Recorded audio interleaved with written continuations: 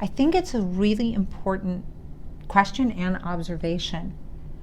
And the core of it has everything to do with our understanding of abundance. But the epidemic is really around why money and lack of it is such an enormous issue for so many people living in the world at this moment.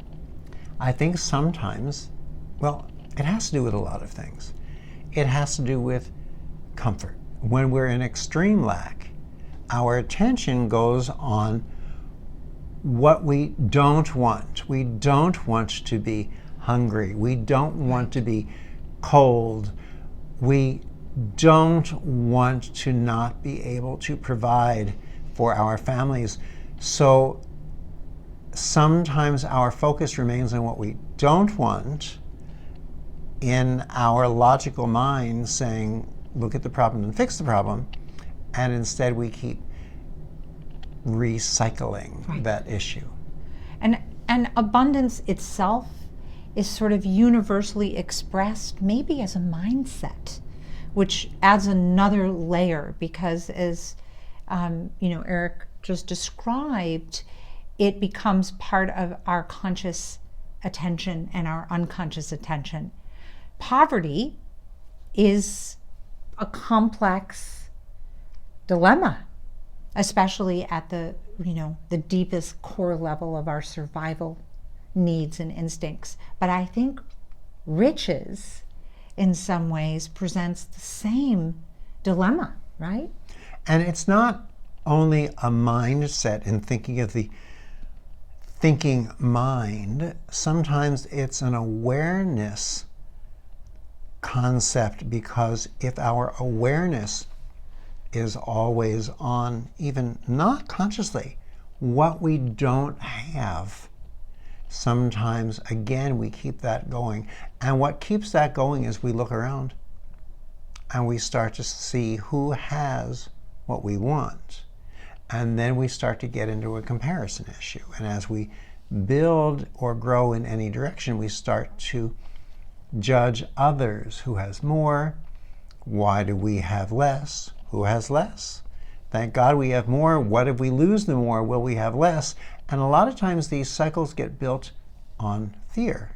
And I think the practical part is, and I'm going to say the scientific aspect is, money carries a vibration. It carries a harmonic resonance. It is a frequency.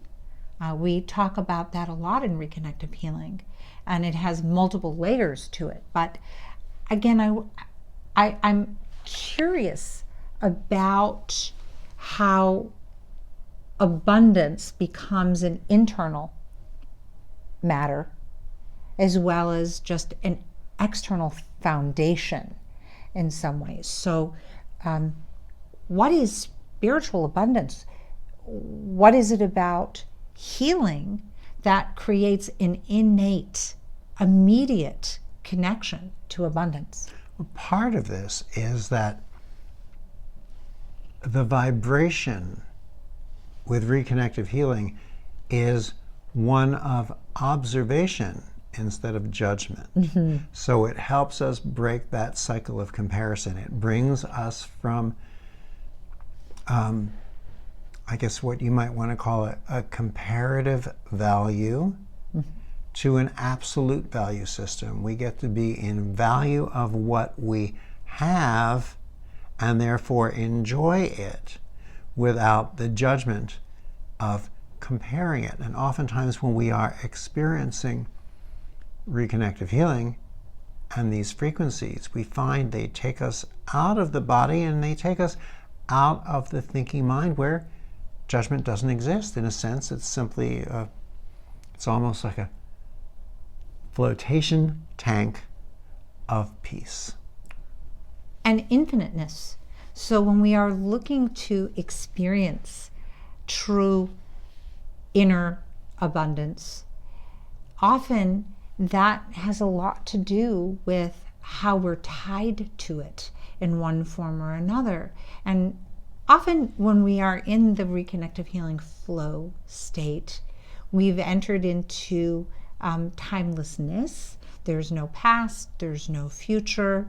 There is a now moment. And as we know, that pregnant present moment of now is only filled with infinite opportunity. And I would imagine if someone asked, would you like infinite opportunity, it might evoke in you a state of excitement, abundance. It might. And with our thinking mind, the concept of infinite opportunity brings us into,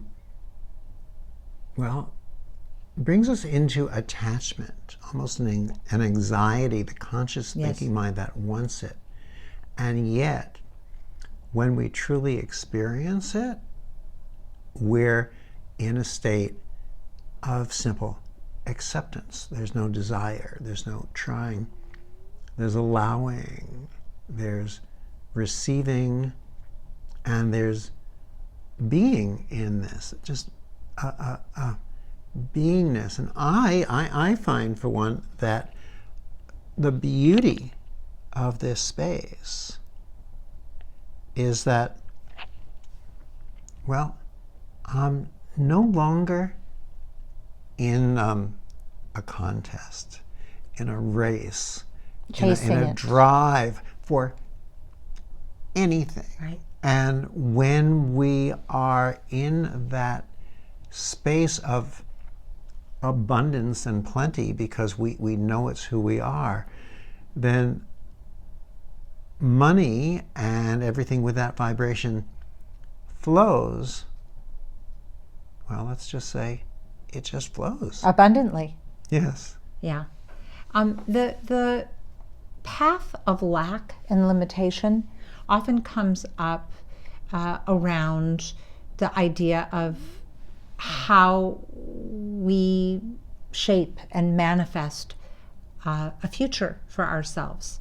And so the past can hold us back.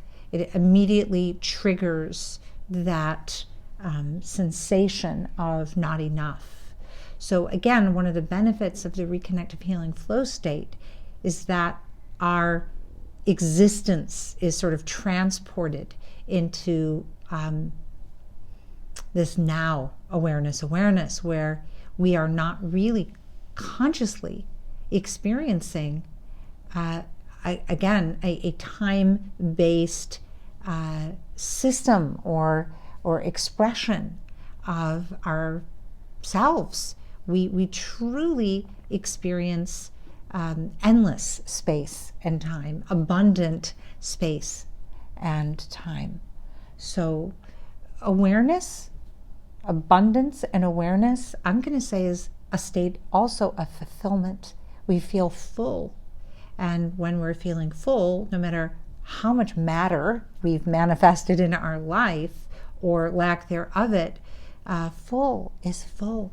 Full is the richness, not the scarcity. So then abundance matters. Abundance but you know, matters. actually, what just came to mind was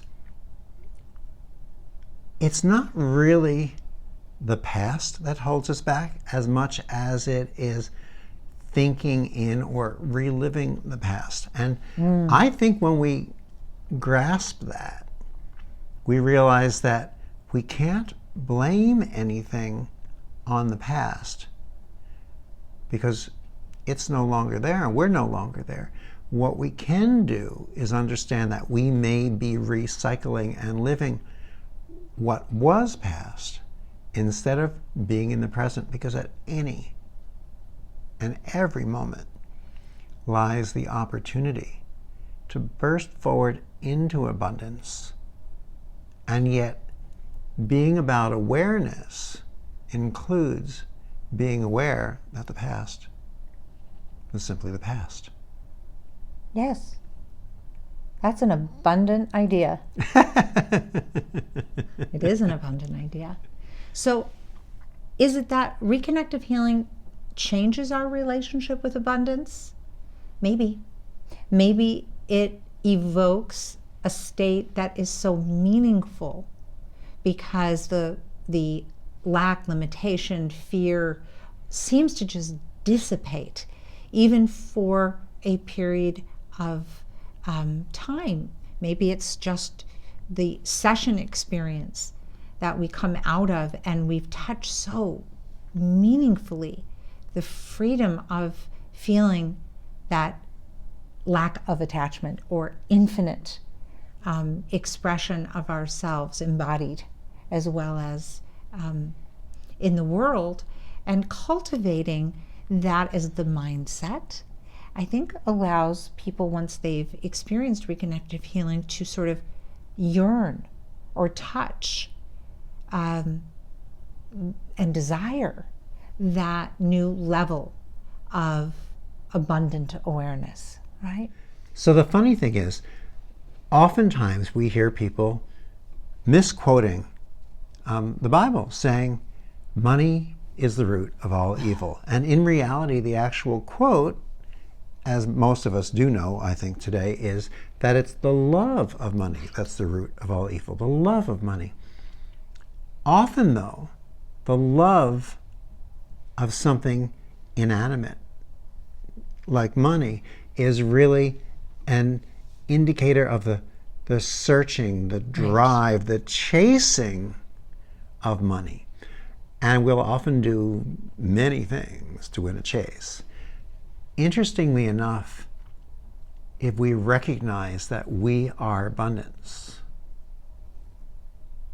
then the chase stops, because you can't chase yourself. Is it Rupert Spira who says, how do you take a step toward yourself? How do you walk How do you towards walk yourself? toward yourself? Yeah. How do you chase yourself? When we know that we are abundance, Right. the chase stops. When we see abundance as being in everyone else and everywhere else but us, the chase continues, like a dog chasing its tail. You are definitely touching on something that Stephen Covey touches on, which is abundance also fulfillment? And can we actually be succeeding in our life and still not feel or experience fulfillment?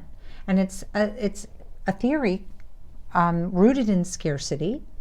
And Stephen Covey suggests, if I recall this correctly, that everything in life has a limit.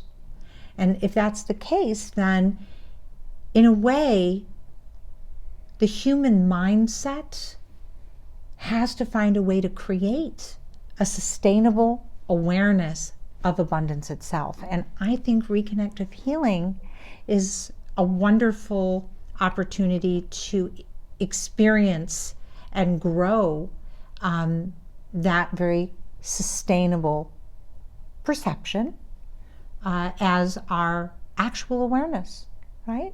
Because it allows us to exist timelessly in a, excuse me for saying this, Stephen Covey, limitless awareness. An awareness with, as you often hear us say, no time, no space, and therefore no parameters, simply freedom, Love. peace, and beingness. Yeah.